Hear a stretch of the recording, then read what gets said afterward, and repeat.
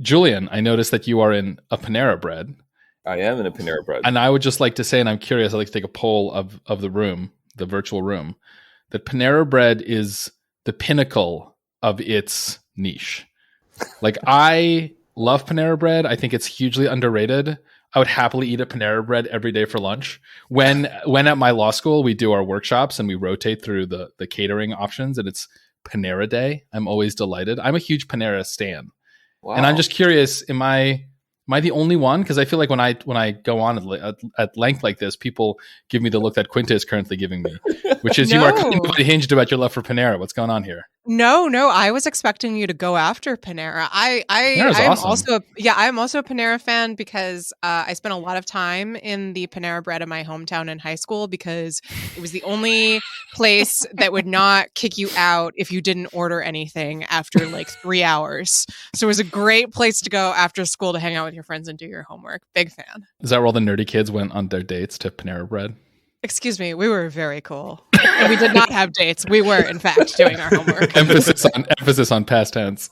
Yeah, I obviously show my allegiance by being in a Panera Bread right now. So, well, obviously, it's a prize option when you're driving across Long Island. I think that's fair. I also spent a lot of time at Panera Breads in high school, 10 years or so before Quinta did. And when I was there, I would eat constantly, all the time, French onion soup in a bread bowl. And I'm just like, hell in hindsight, yes. God, that's a hell of a lot of food for a person, even an 18-year-old boy driving around. But I remember eating it while driving down the road, which I don't know how I did That is this. living dangerously. It was. Wow. I wasn't sure. Maybe they gave me like a big fat straw, like a Slurpee or a boba tea. I don't know how I pulled this off exactly. But I distinctly remember like having it on a saucer beside me, pulling it up, eating a couple bites at a red light, putting it back down, going to the mall or something. I have no idea. For my ride home, I'm going to order a French onion soup. And give it a try. In your honor. Yes. Lots of napkins. That's all I'll say. Strongly recommend the napkins. This is a torts hypo in the making. I'm worried. Don't choke on a crouton. Make sure it's not that hot.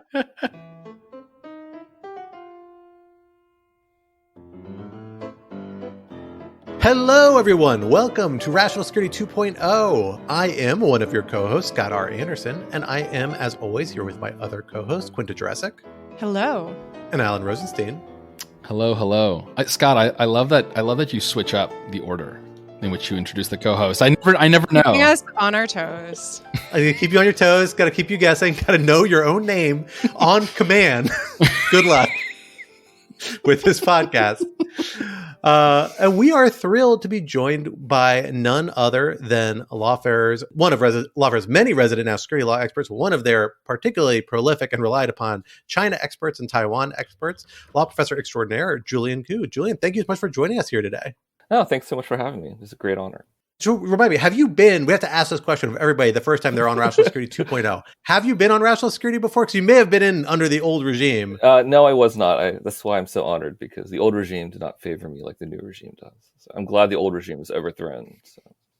Exactly. Take it as a sign of your youthful vigor that we, the millennials, have roped into this role. Okay. We are excited to have you here for what we are calling, in your honor, and hopefully not offending you in any way, the Ku Kachoo edition, in honor of that. It is a wonderful 60s phrase, if you remember, from the Mrs. Robinson song, Simon and Garfunkel, that means evidently everything is copacetic. I thought it had something to do with a walrus because of that Beatles song, but no, it turns out it just means everything's copacetic. But we're particularly lucky to have you here because we have a number of items relating to a country that you spend a lot of time watching and talking about, and particularly on our podcast, and that is China. So without further ado, our topics for this week. Our first topic this week is She Loves Me, She Loves Me Not. At the Chinese Communist Party's 20th National Congress this past weekend, Chinese President Xi Jinping was able to not only secure his leadership over the party and country for a third consecutive 5-year term, but successfully staff the party apparatus with his handpicked loyalists. What does this Congress tell us about where China is headed under Xi's rule? Topic 2, Huawei or the highway? Less than 24 hours after the close of the CCP Congress in Beijing, Attorney General Merrick Garland and his most senior deputies unveiled a series of indictments against Chinese nationals alleged to have engaged in covert campaigns to interfere with the investigation into Huawei, penetrate U.S. research institutions, and curb protests by Chinese nationals in the United States. Is the timing a message or just a coincidence? How should the Biden administration be responding? And topic 3, Fourth and Elon.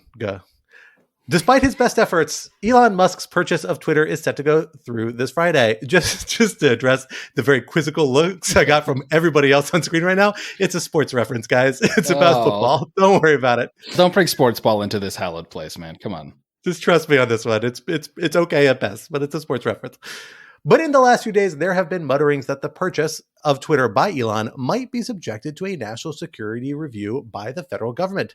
Are these rumors just Elon's Hail Mary attempt at killing the deal, or might they have some merit? And what will either outcome mean for Twitter?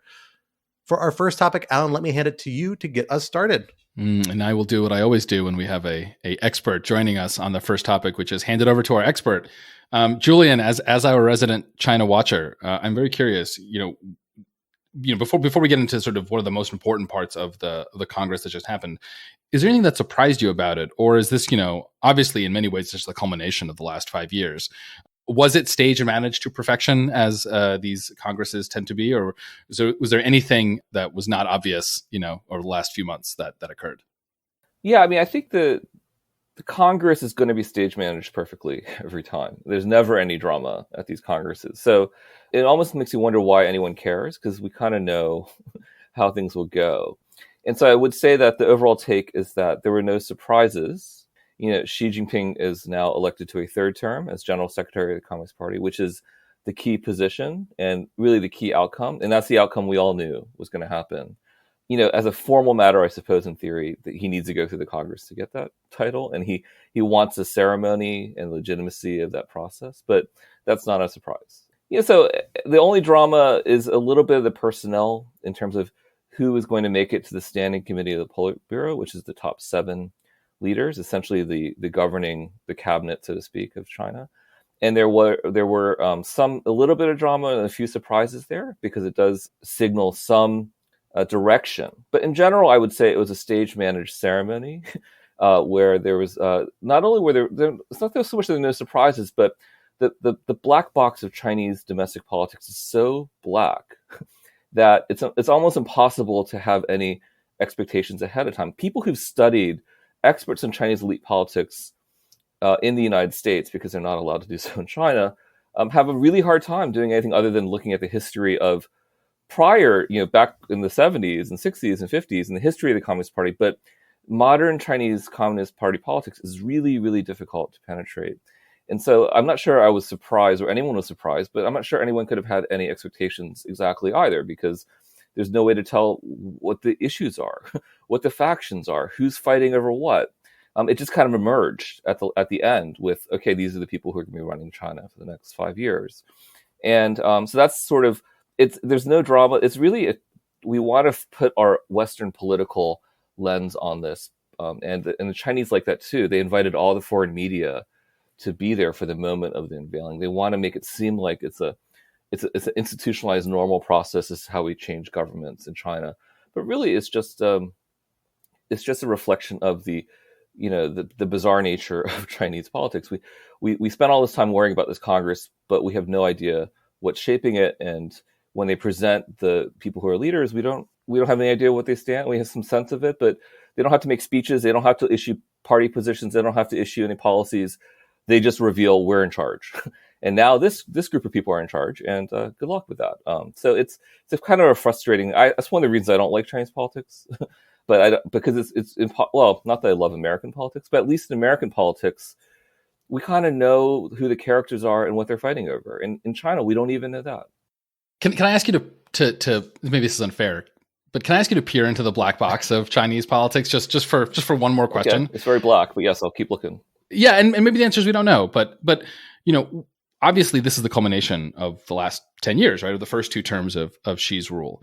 And I think what's most notable over this time period is how China, which for, several decades had this clockwork transition of power, one, head after the other. And obviously there was some overlap, and it's not quite as simple as it might seem, but really after Mao, after the Cultural Revolution and the excesses of that period in particular, the Chinese decided that you cannot have this sort of one-man autocratic rule in perpetuity. And in the span of a decade, Xi Jinping just completely obliterated that. And in a way that seem to be without, kind of almost effortless, at least from the outside. Presumably within the black box, there was a lot going on there. And I'm just curious, before we kind of look forward, it just might be useful to look back. How did he achieve this? I mean, it just seems like an amazing, just an unbelievable achievement. And if you look at a comparison with Russia, for example, right? Putin has done the same thing, but of course, Russia never had this institutionalized process of transfer of power from the top. Whereas China did, and I'm just really curious what you think was the explanation for Xi's ability to get rid of that so quickly. Yeah, I mean, I think this is a good point. I mean, why is it that Xi was able to pull this off? I think the first thing I would say is that the institutionalization process is not as orderly as we might think, because it's really only lasted for the last two leaders. So beginning in 1989, at the end of after the Tiananmen massacre, Deng Xiaoping, who was the leading force in Chinese politics and was really a one-man ruler, but without any of the formal titles, essentially selected the next leader, Jiang Zemin, who ruled from 1989 all the way until 2002. And that was orderly only in the sense that Deng Xiaoping imposed this norm that you're going to retire after 2 terms, and Jiang Zemin abided by it. So really, if you really roll back the clock, this norm has only really been in existence since 2002, when Jiang Zemin stepped down and Hu Jintao took over. And Hu Jintao then followed the norm in 2012 when he stepped down and Xi Jinping took over. So if you really take a look back at the history of the Communist Party, the norm is not that long. It's only lasted for the last two leaders, really. And so that makes it a little easier to break the norm. Now, the reason why it's a little shocking, though, is because this is one of the talking points of the Chinese Communist Party. And actually not a lot, but some Western scholars, the Tom Friedman, if I could be China for a day, sort of people who are like, well, maybe they have a better system because it's not a democracy, but it's kind of orderly and it has institutions and it's a meritocracy. There's a whole book by this guy named a sociologist named Dan Nobel about the China model for political governance. Maybe it's better than democracy because it's much more orderly. And so this is a big selling point of the party. For them to blow past it and just dump it is something that is surprising, and without any real explanation or justification. It's not like there's a crisis in 2022 or 2017 during the last Congress which required them to discard the norm. There's no public explanation. What it goes back to, I think, is Xi Jinping really strategized and decided that this is something he wants to be remembered in Chinese history as not just one of the many leaders of the Communist Party, but as a leading figure on the same level as Mao or Deng Xiaoping. And he was able to do this because the one thing he did do very first years in office was launch a very popular anti-corruption campaign that very conveniently knocked out all his political rivals and destroyed all the factions, and then created institutions which allowed him to continue to threaten or arrest political enemies under the guise of corruption. In fact, a lot of them were corrupt, but that wasn't the only reason they were being. So that was an incredibly powerful tool for him to either suppress, scare, or just lock up his enemies. And that was, so it doesn't seem public because, who just arrest them and say, well, there's corruption, they confess, they're disappeared, right? But slowly over time, all the political factions were reduced and destroyed until it's like the frog. We didn't even realize it. All the other factions were being boiled to death. And now all of a sudden he's in charge forever. So I think my own take, is that this is his ambition that's driving this, and that the party's institutions were not that strong.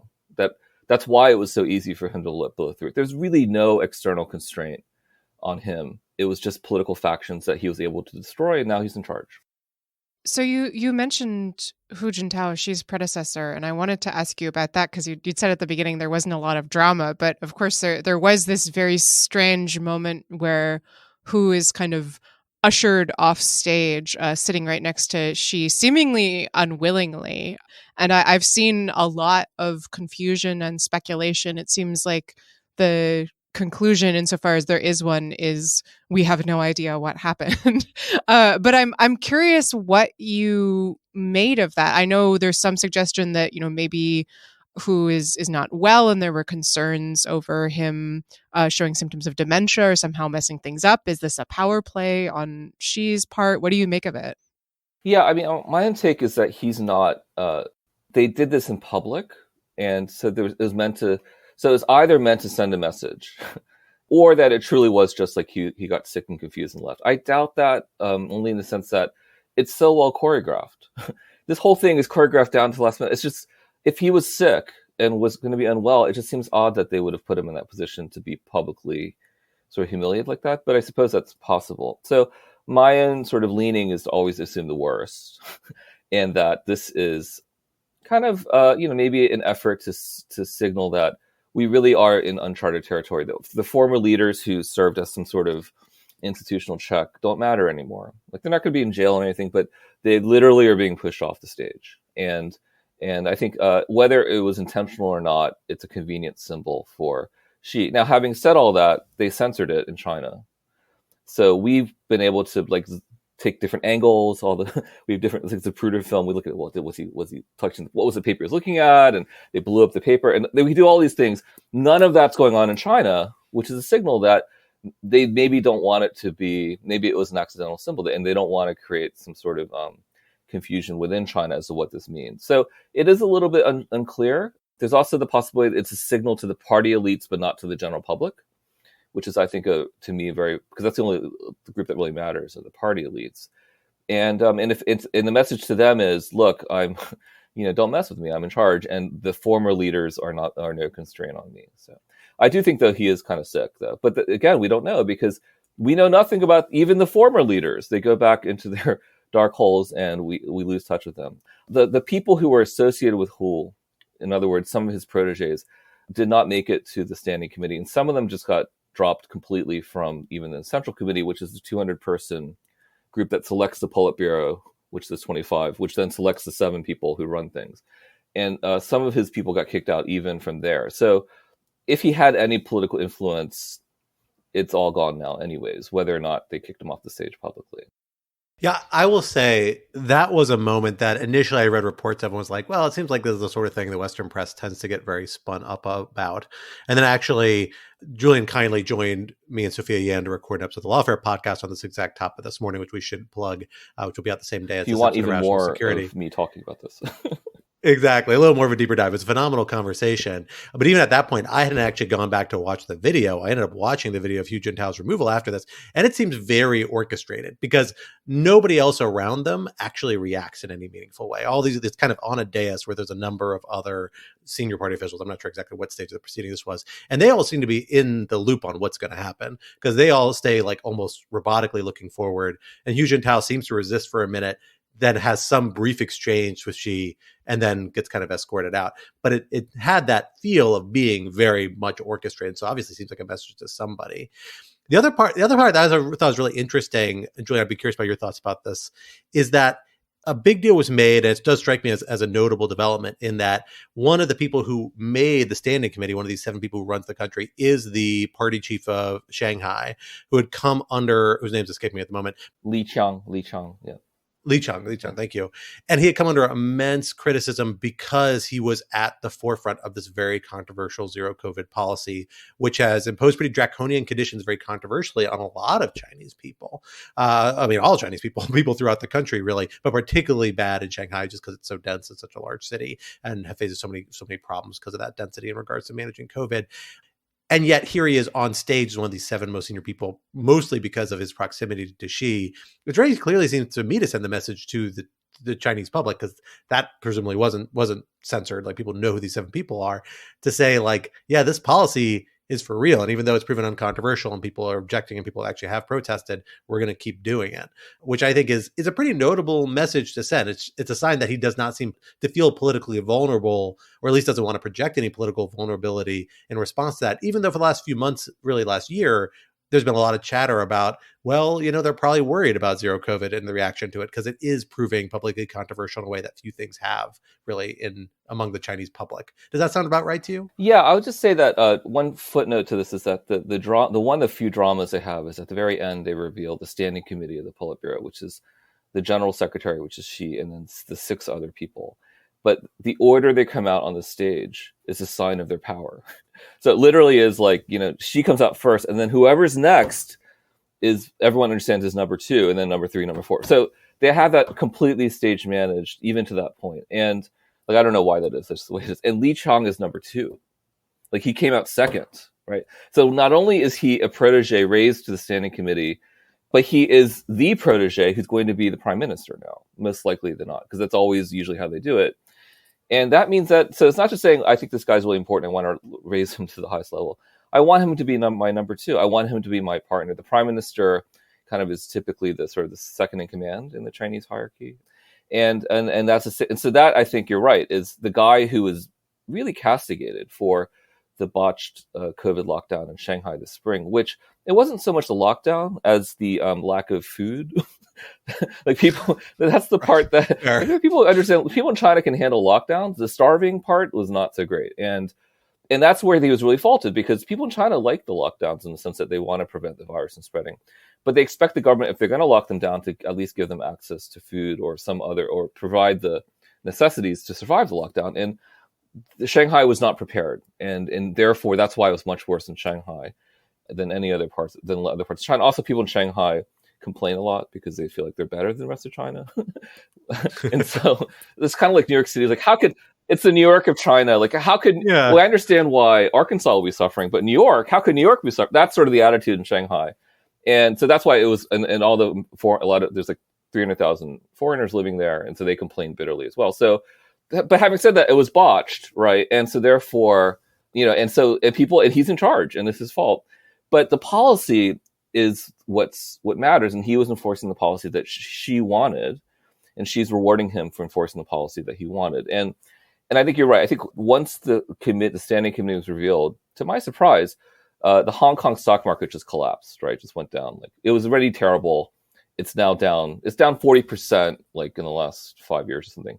It's down to like where it was in 1997 when they handed it over. Like, it's just falling apart. And the reason is because the Hope and Chinese stocks on the U.S. stock exchange all collapsed as well. Chinese companies, even Starbucks, took a hit because they have so many stores in China. And why? Because they know zero COVID's not going away, right? Not only is it not going away after the Party Congress, as some people hoped, it's not clear it's going away at all. Like, maybe not even until the summer or next year or something. Like, this could go on for much longer than people had assumed. So that's a bad sign, and that's the symbolism of having this guy as number two. So we've talked a lot about what the Congress and the speech mean for Chinese domestic politics, but I also want to take a moment to think about sort of what it signals for the rest of the world. There's a nice New York Times write-up of it, and it points out that there are these two phrases that have been in these Congress speeches, over and over again for the last several decades. First, that China is in a, quote, period of important strategic opportunity, and also that peace and development remain the themes of the era. And these are two stock phrases that have constantly appeared, so much so that when they did not appear in Xi's speech, everyone took notice, assuming that this was signaling a more confrontational posture from China, maybe signaling something about China-Taiwan relations. And I'm just curious, for you, Julian, in particular, but also for you, Scott and Quinta, whether you think that, again, we've learned anything new about China and in particular Xi's perspective on relations between China and the rest of the world, or whether or not the kind of increasing frigidity of that relationship is just something that has been underscored by the Congress. I think you're right to take party speak very seriously. Like, it's like the worst kind of Chinese is Communist Party Chinese, because they repeat themselves constantly and they use these really turgid phrases. But when they don't use it, that's why people notice, and it's all signaling to other party members. And so that's the right analysis. And there's a lot more. This is the one thing people do become experts on, is reading Chinese Communist Party sort of documents and analyzing these sorts of textual clues. And I think that's true. I think my own take would be that this is, that the direction's already set, and then by taking these phrases out, it's signaling there will be no change in direction. Like, that this is now going to be, like, there might have been a sense that, well, we'll keep it in because maybe things will change and we'll go to a different direction. We'll go back to the peace and development sort of notice. But taking this out is a signal that they don't think this is something that's going to be part of their sort of general principles that will guide their conduct in the future. I think this is already reflected in the attitudes of the Chinese government and the policies they've been adopted. But what this signals is that there's no reason to think they're going to change it. That it's stay the course. I think I was saying the analogy to this is Xi has won an unprecedented third term if he had a real election, but he has a political mandate similar to that if he won a third term. And so what does he feel when he's winning a third term? I'm like in charge of the world. I'm the king of the world, literally. And I can now do all the things I never got around to my first 2 terms. And look at this great political support I've had. So there's no reason to think he's going to back out, rethink, or reconsider any of the approaches they've taken so far. Well, from Chinese policy in China to Chinese policy in the United States, let's go to our second topic, because we saw a pretty notable development being put forward, a notable event, I should say, being hosted by U.S. government officials here in Washington, D.C., not 24 hours, maybe it's between 24 and 48 hours after the close of the Party Congress in Beijing. And that was a pretty major press conference held on or about 1:30 p.m. Eastern time yesterday on Monday of this week, where we saw Attorney General Garland, FBI Director Chris Wray, Deputy Attorney General Lisa Monaco, really the highest echelons of the Justice Department, not people usually trotted out for most press conferences, hold a press conference on a series of indictments they have brought down, focusing on who else? China.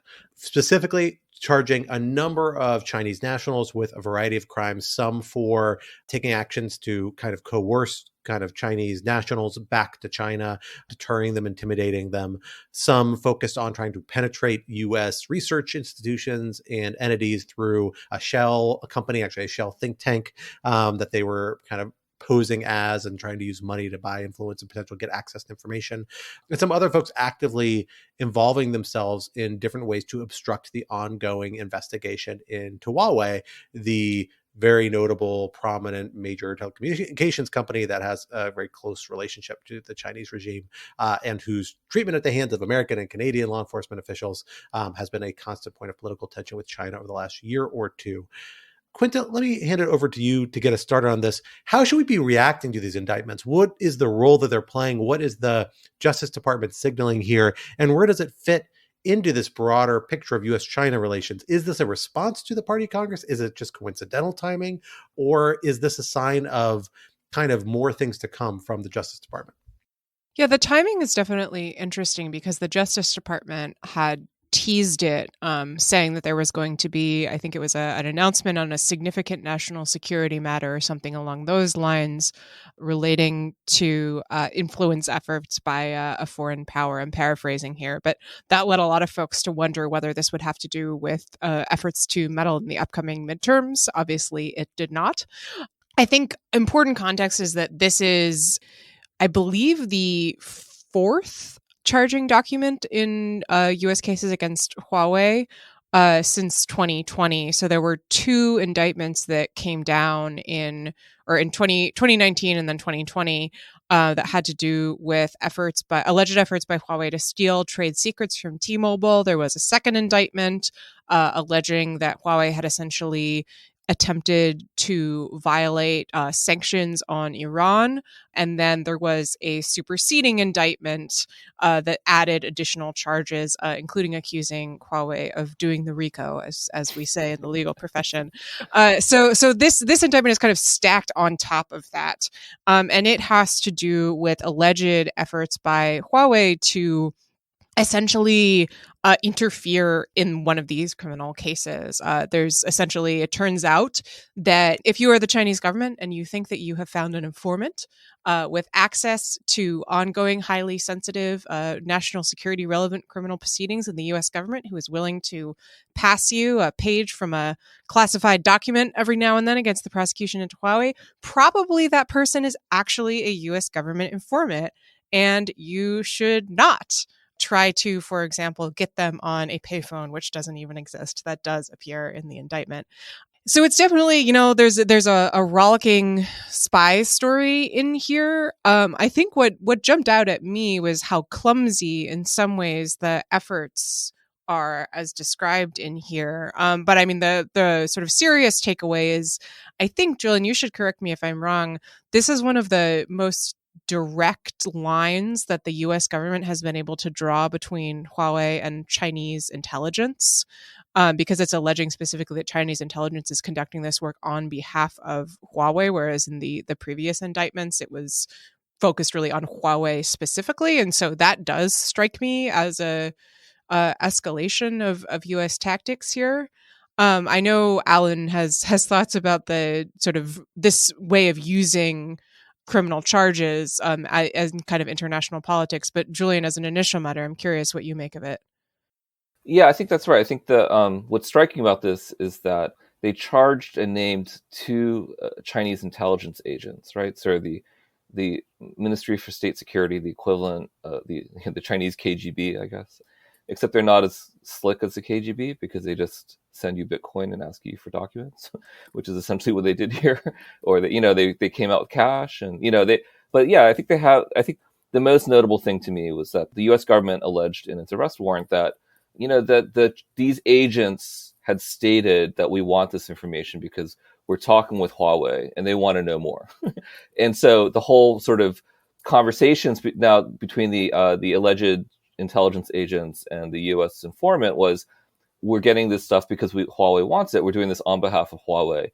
Now, what they don't have is anything from Huawei itself. What they have are communications from the Chinese intelligence agents saying they're doing this for Huawei, which is the closest thing we have to a direct government link. And pretty strong evidence, but it's not quite there yet. I think the bigger policy, it's not a legal problem, but it's a policy problem. The reason why the U.S. government is suspicious of Huawei is because the U.S. government has alleged it's effectively a tool of the Chinese government. But the controversy has been Huawei and their many, many lobbyists and their very well-heeled big law firms have argued, no, it's just a private company. It's just a private company, and you're just making all this stuff up, U.S. government, as part of your anti-China campaign. And so the U.S. government has never really stated what their evidence is, but this is one example where they're getting closer to it. Well, why would the Chinese intelligence agents be bribing people in the Eastern District of New York U.S. Attorney's Office? Why would they do this unless on a case involving the prosecution of Huawei if they weren't actually working for Huawei, right? And if the U.S. Chinese government doesn't care about Huawei, why would they be doing this? And I think that's why this case is important. They didn't actually arrest the agents, which I think is a little frustrating. So I think that therefore it does sound like it's more of a signal, and it's a signal. Maybe that's what Alan's. I mean, I'm not sure how useful these signals are, but it's a statement that we have the goods, we're watching you, and we know what you're up to, Huawei. And maybe there'll be more to come on this. But this is pretty striking, and people should be asking Huawei and their many lobbyists and the big law firms that that defend them, whether this is something they're worried about or whether it's something they knew about. Remember, it could be Huawei's lawyers are the ones who want, because this is about the prosecution in the Eastern District. This is the type of information you would pass on to Huawei's lawyers, who are U.S. lawyers. I don't remember which firm it is, but it's one of the big law firms. They are.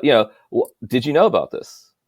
Yeah, I don't want to get too grumpy about this. Prosecutors prosecute, and there's nothing wrong with prosecutors prosecuting, even if it doesn't necessarily solve the underlying problem. There are plenty of other reasons to do prosecutions. I think the signaling that Julian refers to is an important one. It takes a little bit of the wind out of the sails of the Chinese, right? Xi Jinping is busy becoming, the God King of the world in Beijing, but but his intelligence apparatus can't even avoid being picked up on these kinds of charges, right?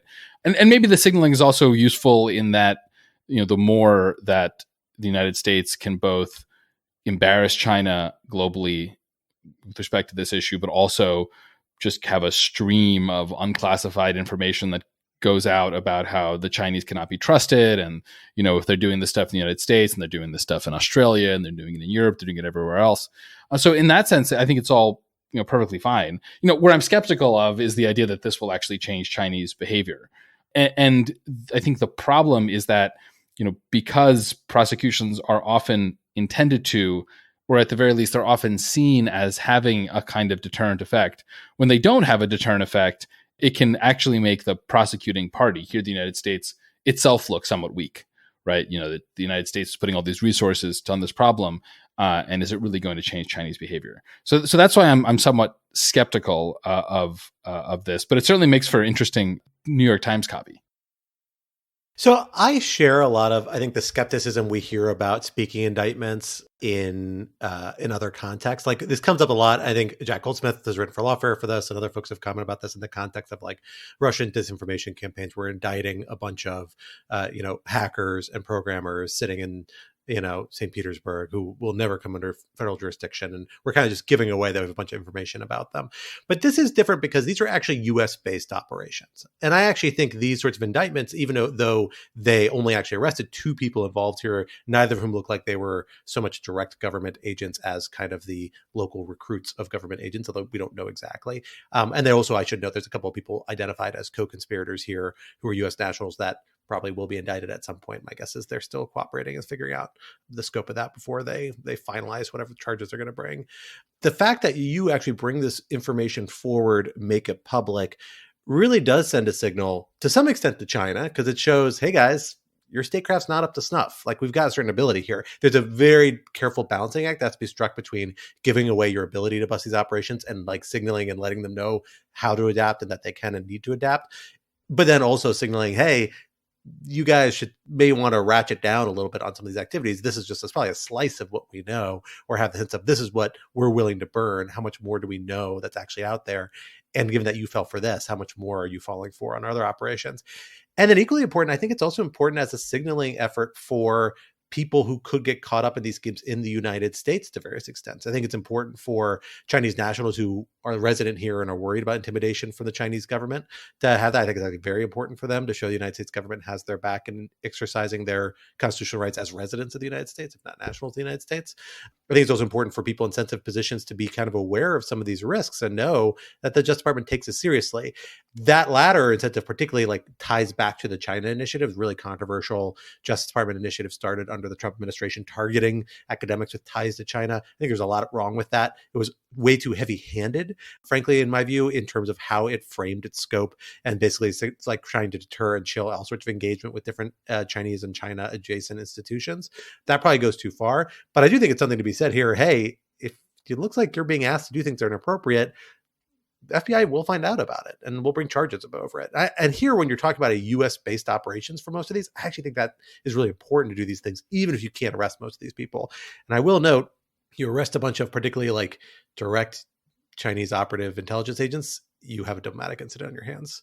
And I'm not terribly surprised that this may have been executed in a way that they didn't arrest any of those people. Again, they appear to have arrested primarily kind of like the third-hand hires of actual like intelligence operatives, because that invites a crackdown on U.S. personnel in China or potentially a diplomatic incident. And it raises the threshold in a lot of complicated ways, particularly coming off the party Congress when all eyes are kind of on Xi and his assertions of strength. So I'm not surprised they didn't take a step that provocative, but there's still a pretty provocative step and an important one, a notable one in my view. Can I just put a word in for spies in Long Island? To talk about that, because actually a lot of these incidents took place in the Eastern District in the Chinese community, and one of the 2 who were arrested, that I saw them on my local news, they were arrested. They live in a Tony, Long Island suburb. Alan, you'll know this, Roslyn, right? Roslyn, fancy suburb, beautiful home, nice middle class, upper middle class North Shore home, and they're frog marched out by the FBI, right? Because they're agents of the Chinese government. I think that kind of messaging for the domestic audience, and by domestic audience I mean Chinese nationals who either would be willing to work for the Chinese government or who are afraid of being spied on by the Chinese government, that it is important for domestic purposes for the U.S. government to signal, we are going to do something about this stuff. And they've already done that with attempts to intimidate a congressional candidate, also on Long Island. There's a Tibetan police officer who also lives on Long Island, but he works at NYPD, who was arrested because he was spying on behalf of China, allegedly, on the dissidents here. So a lot of the Chinese American dissidents they don't know who to trust because who's on which side, right? So I think these sorts of prosecutions are valuable, and they actually do tend to arrest people when they're here. But I do wonder though about the cat and mouse game with the actual Chinese intelligence agents, whether they'll, it is dangerous to arrest them. We saw how seriously China takes, they're willing to take hostages, right? They might not even just take U.S. Spies. They might actually just take random U.S. academics, right? Which would not be good for people like us, I guess. So that would be bad, right? So that's scary, but we do need to signal that we take this seriously, and I think it's probably, generally speaking, a good thing. One final thing I think is political, which is that the Republicans have criticized the Biden administration for dropping the China initiative. And I think the Biden administration probably is sensitive to that, and that they want to show we're cracking down on what we think really, and which I agree, this is really serious stuff. It's not like random professor guy. This is like what we really should be focusing on with our prosecutorial resources. And I think that it may not work with House Republicans, but it's something. Well, folks, Julian has to step away temporarily before we turn to our third topic, but he's going to be back with us for object lessons. Until then, Quinta, let me hand it over to you to introduce our next topic of discussion. So from one corner of the U.S. government using enforcement actions against China to another. As listeners may have heard, there's been some minor drama around the question of whether everyone's favorite electric car impresario Elon Musk will be purchasing Twitter. And recently, Bloomberg had some interesting reporting that U.S. officials were considering whether there should be national security review of this potential purchase, presumably because of particular investors that Musk has in mind. Bloomberg also noted Musk's, and I'm quoting here, recent threat to stop supplying the Starlink satellite service to Ukraine and what they see as his increasingly Russia-friendly stance following a series of tweets that outlined peace proposals favorable to President Vladimir Putin. So this would definitely be a twist. There's been a lot of wrangling about the potential Musk Twitter purchase, but I think I can safely say that the Committee on Foreign Investment in the United States, CFIUS, had not been part of those discussions, but now it seems that CFIUS too may be throwing its hat into the ring, which would just be one more layer of chaos. So, Alan, let me turn it over to you to start off. Can you just explain what CFIUS is and what its business here would be? And I should say before we go any farther that I believe that the White House has denied that it is looking into this option. So make of that what you will. Yeah, I mean, it's interesting just to start with that denial. What exactly that denial is of, I think if you parse the language, it's like there's no current ongoing CFIUS enforcement investigation or something, which of course leaves a huge amount of space for, well, we're talking about it. So I wouldn't read too much into that White House denial. And it would be ironic, or I don't know, maybe it really would be 7-dimensional genius chess if the thing that allows Elon Musk to get out of his Twitter deal is CFIUS, which literally no one saw coming. So CFIUS, right, at the Committee on Foreign Investment in the United States. So it actually started in the 70s or early 80s. I think the 70s, just as an executive order about foreign investment in the United States that potentially poses national security risk. And over the decades, Congress has stepped in and it's essentially put into statutory authority kind of the main parts of CFIUS and added various complications to it. So the general idea is that if a foreign entity invests in the United States in a way that gives the entity control, over some company or something like that, and that raises national security risks, then the government has the ability to review that and potentially block the transaction, and even in some cases to go and unwind a transaction that has already occurred. And there are various complexities around the procedure on that. But what's notable about CFIUS is that the power that it gives to the executive branch is really very, very broad, because national security risk isn't really defined and obviously can be defined in very broad ways. And also there's no subject-specific limitation to CFIUS. So, for example, there's this other thing that we might get into called Team Telecom, or at least that was the name of it when I was in the government. I think it's been given a more official name these days. And that refers to, similar national security reviews for investments in entities that have FCC licenses or might have an FCC license. By contrast, CFIUS just is general, right, to really any subject area. And it's been used quite broadly, right, from microchips to land near military installations to sort of anything you can think of. Now, Grindr, absolutely. I think TikTok, right? I think TikTok was also a potential CFIUS issue. The thing about CFIUS, and that's important to appreciate, is that the entity has to be foreign. So Elon Musk is a U.S. citizen. And so this is important because the fact that Elon Musk may have weird opinions on the Russia-Ukraine war or, might want to curry favor with the Chinese over Taiwan, that by itself does not create jurisdiction for CFIUS, right? It's not about transactions in the United States that cause national security risk. It's transactions that give a foreign entity control. So the reason that CFIUS is potentially at play here is because Elon's investment backers, who he has brought on either because he doesn't want to just literally use his own Tesla money to buy Twitter, or because, and this is the 7-dimensional chess version, he's trying to trigger CFIUS review, are a bunch of Middle Eastern sovereign wealth funds. I forget exactly which country. And that's what gives rise to CFIUS potential jurisdiction. Now, the tricky thing here, and I suspect folks in the US government are squinting very hard, and this may be one reason why CFIUS does not ultimately get involved, is that if your argument is that CFIUS applies because Elon has foreign investors on this deal, but your concern is not actually about the foreign investors per se, it's actually about Elon, right? Specifically, and not Elon's relationship with the foreign investors, but his relationship with China and Russia. That's going to be a little awkward when potentially this is challenged in court, which CFIUS transactions can be. So that's sort of one wrinkle that I see. I think what this raises is, and it's unfortunate because CFIUS I think is a bit of a red herring in that respect, is Twitter, and I guess other social media platforms, are they so important that the government should take a potentially more active role in looking at who buys them and for what purposes, whether or not those people are, foreign investors or, U.S. persons. And I think that is what this issue brings into sharp relief. I think that's right. And it's worth making a note here. The cases that are like the closest parallels where we've seen CFIUS concerns, which I do think are actually Grindr and TikTok. I think those are the two big kind of social media adjacent ones that we've seen become an issue here. Their biggest concern is because they are organizations that control a whole lot of very private, particularly Grindr, frankly, a whole lot of private information about U.S. nationals. And that's one of the criteria that's been kind of fleshed out in the CFIUS regime in the last few years. It was updated in 2018. It's a law called FIRMA. We've seen actually the Biden administration just issue executive order kind of further identifying areas that should be examined. And one of those relates to, I think it's in the statute itself, actually relates to controlling lots of Americans' information. So in that particular case, actually that control threshold doesn't even apply the same way. It actually can apply in certain key cases to certain key industries, critical infrastructure, possession of this sort of information. You can have a concern of just because they're worried that just having a major foreign investor, even if they don't necessarily control it, gives them influence and might give them access to either critical technologies, critical infrastructure, or vast amounts of personal information.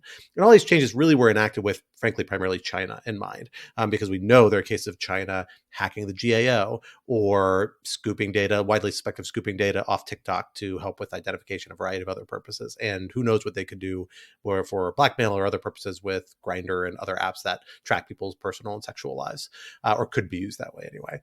And so those fit in there. I don't think Twitter really does. I'd be curious about you all as Twitter users. I can't think of that much data Twitter has on me that's not public. I guess the viewing data, right? Like what I look at Twitter.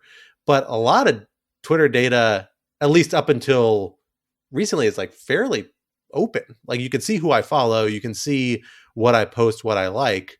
Other than browsing, which I don't know if Twitter keeps that data or not, although I suspect they could if they wanted to. I guess I'm less sure this is as much of a critical mass of personal data as those other companies. But maybe I'm off about that. What do you DMs. Yeah, I think DMs are the big one, right? People use them as if they're private, but they're not. What links you send, what links you click. I mean, I definitely know that if this Twitter purchase goes through, I will be going through and probably deleting all of my DM chains. Quinta gets spicy. Listeners. Quinta gets real spicy on Literally her DMs. The next thing that I was about to say was not that I have anything sensitive in there. If you want to slide into Quinta's DMs, now's the time to do it. Right, exactly. Now, for that I use Signal. But seriously, like I actually do think that there's a lot of stuff there. A lot of reporters use DMs to reach out to sources and build relationships. I use them that way. I do think that there's a great deal there. Yeah, I mean, I agree on the DM point. Though I do think Scott's overall point is still correct, which is that I don't think the DMs are the kind of crown jewel of how a foreign acquisition or foreign influence over Twitter could affect things. I think it's that, it is the main public square. It is certainly the main public square for people who are super politically engaged. And whether explicitly or I think more concerningly, surreptitiously, right? If Twitter was used to even, nudge a certain political or policy view, even a little bit in one direction or the other, that would be a pretty big concern, which frankly I think raises another interesting issue of whether Twitter is, and if so, should it be treated as an American company, and what even does that mean? Of course, it's if Twitter really is a global public square, then it's a little weird for the United States to come in and say, well, we don't trust foreign investors in Twitter. If Twitter is, by contrast, considered an American company, which it is by incorporation, then the United States has, I think, a much clearer interest in controlling who owns and operates it.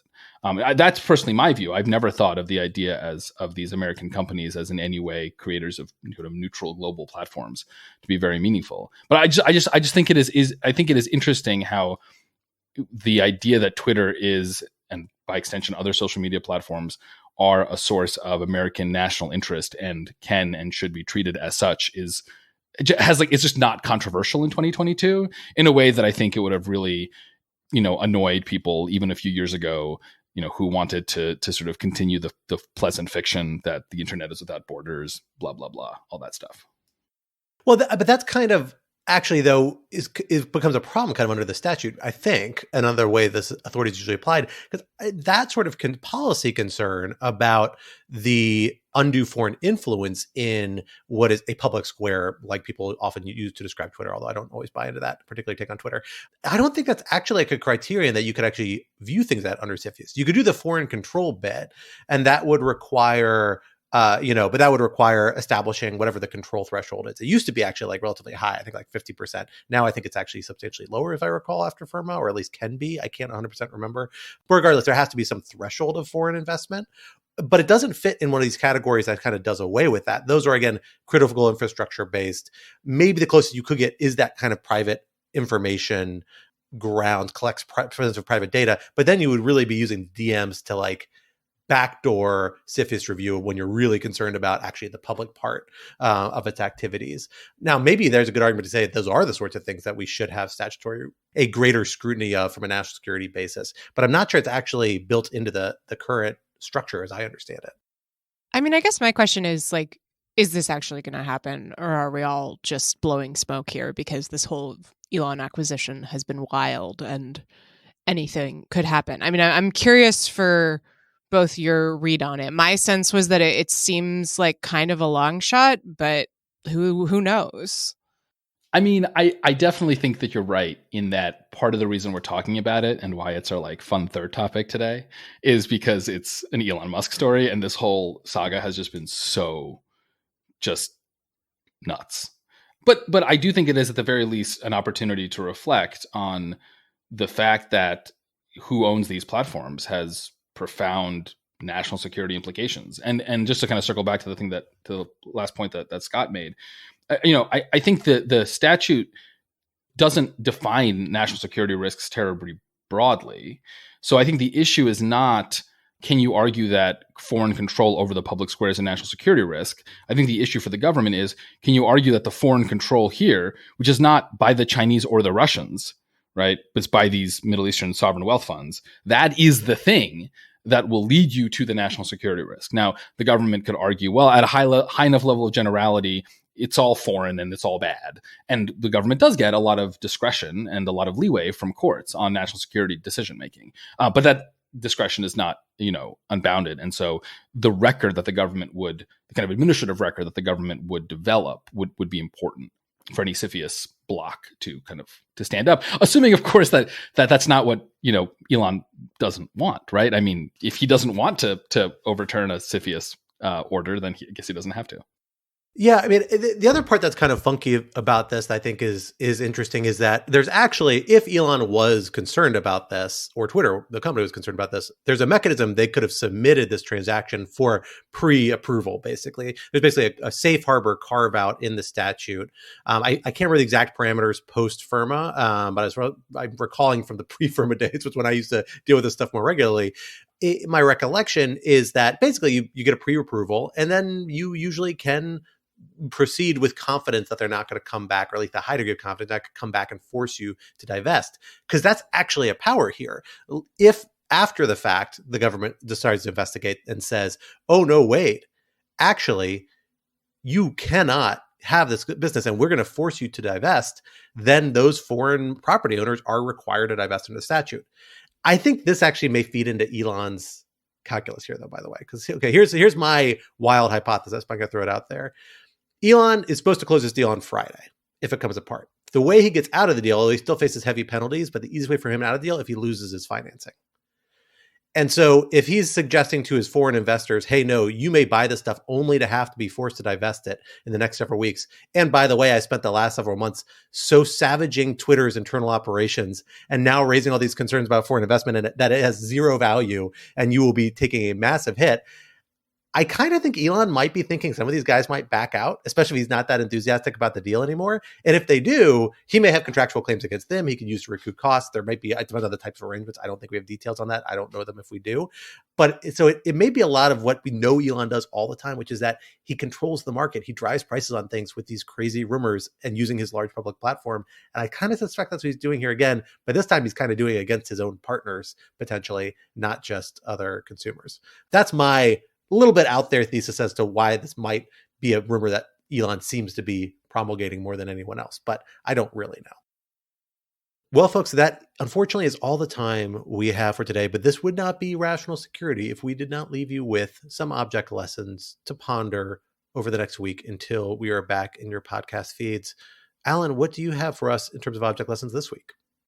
So my mother came to visit us last weekend, which is great for many reasons, but one reason is that we can abandon the baby with grandma for an evening and go on a date. And so I took my wife on a dinner and a movie date, which is something I have not gotten to do in a long time.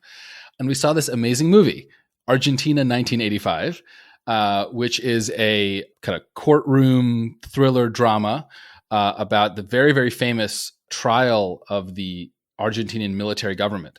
So from the late 1970s through to sort of shortly after the Falkland War between Argentina and Britain, Argentina was governed by a really brutal right-wing military dictatorship that waged a kind of dirty war against its citizens, killing tens of thousands of, some were guerrilla rebels, but lots were just regular old normal people and just, trade unionists and other center-left folks.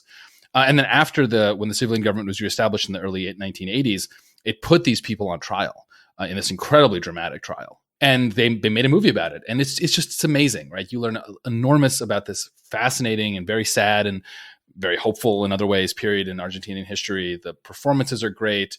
They did a beautiful job with the setting. So you really get the sense of like Buenos Aires in the mid 1980s. It's a fabulous, fabulous movie. So highly recommended, Argentina 1985. Well, thank you, Alan. Quinta, what do you have for us this week? Yeah, that sounds great. I am also bringing a recommendation for a piece of art that has to do with wars and violence because I love to be cheerful. I have been reading a novel by the Ukrainian writer Andrei Kurkov. I hope I'm pronouncing that correctly. It's called Gray Bees. And it is, I think it was published a few years ago in English. It is set, obviously, before the start of the current war in Ukraine. And is about a beekeeper in the gray zone between Ukrainian forces and the separatist Russian-backed and funded forces in the Donbass region, and is about sort of what it was like, again, before the outbreak of the current war, to live in this sort of strange place in the midst of this conflict. The writing is really beautiful. It has a very distinct sense of humor that I think will be familiar to people who have read other works of literature from this area of the world. I'm only partway through it, but I'm enjoying it a great deal. And if you, like me, have been looking to consume more works of art by Ukrainian writers and artists, I would highly recommend giving this one a look. Well, for my object lesson, I am once again eschewing literature and the written word, which I don't engage with by choice most of these days. Instead, I am going back to that nice two-dimensional friend of mine, the television screen, because I had a phenomenal watching experience this past weekend. Really, actually, I think one of the best television shows I've ever seen that I wrapped up the finale of just the first season. I still have 1.5, soon to be 2 more seasons to watch. And that is the show For All Mankind on Apple TV. It is a show that takes a hypothetical scenario in which essentially what if the Soviet Union, not the United States, won the space race and got to the moon first. And it's actually even more specific. This didn't actually come up in the show, but they've talked about it. They actually hinged the counterfactual on the death of one specific Soviet scientist like 6 years before the first episode, where he died in the real world in an accident. And by doing so, set the Soviet rocket program back by years. And they're saying, well, what if he didn't die? And then extrapolate just from that one fact onwards. But the first episode takes place right around the time of the real world moon landing. And then it goes from there. And then each season takes a different decade in this counterfactual American history. So I just finished the 1970s. Next season's going to be 1980s, 1990s. It is just absolutely phenomenal. It is really well acted, great kind of ensemble cast, bringing together lots of different story arcs, plot arcs that like intersect with American politics, intersects with social issues, LGBT issues, racial integration, lots of things that are kind of coming to fore in this era. It shows how they kind of integrated with the Cold War and with the space race to some extent as kind of like one major reflection of the Cold War that's particularly prominent in this counterfactual plotline. Just absolutely amazing. And then the whole first season, the whole first 5 or 6 episodes is like very intricate, well done character building and world building, really interesting. Stuff happens, but it is kind of like slow and it takes a little bit. And then the last 3 episodes are just like edge of your seat excitement. Absolutely phenomenal, super interesting. My wife and I stayed up till 1:30 in the morning just being able to finish it on Saturday night, which we do not do lightly with a 1.5-year-old at home. And so we were just floored by it. It was just absolutely phenomenal. So I cannot endorse it enough. Everyone should check out For All Mankind on Apple TV. That's your first opportunity. And it's got great sci-fi because it actually deals with like all the moon stuff that we didn't do at the time about like what happens if people want to live on the moon or spend more time on the moon. We kind of gave up on the moon as soon as we got there and haven't really been back hardly ever. Now we're trying to learn how to do all this stuff again. That's what the Artemis mission is about. And the Chinese are also trying to figure out how do we find water on the moon, build habitations on the moon. And that stuff they're dealing with here. So there's a lot of lessons to be kind of ported over if you are like me, a space nerd, and always following what's happening in our nearest extraterrestrial neighbor, the moon. So that's my endorsement for this week. Julian, you can bring us home. What do you have for us in terms of object lessons?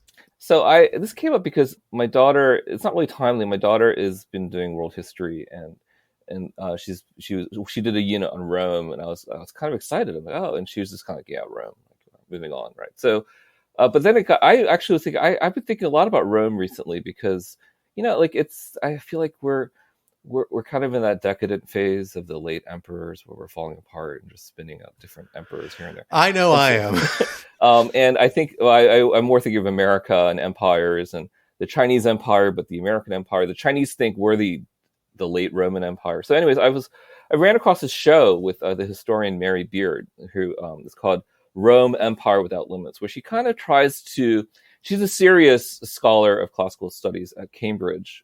But she does this show, and she's trying to contextualize Rome in a way that is not too cheesy. Like she doesn't try to overclaim, like we're just like Rome or something like that, or Romans. But I think she tries to give Rome a different feel from what you read in the history books. And what's great about the show is that they don't have fancy graphics. It's just her going to different sites, and like a tour guide, a really really good tour guide, literally taking you up to like this old object and translating the scripture and telling the stories behind it. And she goes to all these great parts of the Roman Empire you don't think about, like Algeria or Turkey or, and Scotland. And it's just it's a great, thoughtful way to think about Rome. And which I think is really important. It does sort of, if you think about it more, really did shape a lot of the ways we think about things in the West. So I endorse. It's called Rome Without Limits. It's streaming on Amazon Prime, and it's not For All Mankind, but it's good. It's worth a watch. That's a great suggestion. I have actually watched excerpts from this a couple of years ago, and I'm not sure I ever finished the series, but I really remember quite enjoying it. So that's a great suggestion. I did think you were going to endorse for a half second there the HBO BBC series Rome, which is also phenomenal, but not something you should watch with your school-age daughter by any stretch of the imagination. So I'm glad we avoided that bullet, but I'll throw that in there too. Well, folks, that brings us to the end of this week's episode. As always, Rational Security 2.0 is, like its forebear, a production of Lawfare. Follow us on Twitter at RATL Security and be sure to leave a rating or review wherever you might be listening. While you're at it, visit lawfareblog.com for our show page with links and past episodes, for our written work and the written work of other Lawfare contributors, and for information on Lawfare's other phenomenal podcast series. And be sure to sign up to become a material supporter of Lawfare on Patreon for an ad-free version of this podcast and other special benefits. Our audio engineer and producer this week was Kara Schillen of Goat Rodeo, and our music, as always, was performed by Sophia Yan. We are once again edited by the wonderful Jen Patcha Howell. On behalf of my co-hosts, Alan and Quinta, and our special guest, Julian Ku, I am Scott R. Anderson, and we will talk to you next week. Until then, goodbye.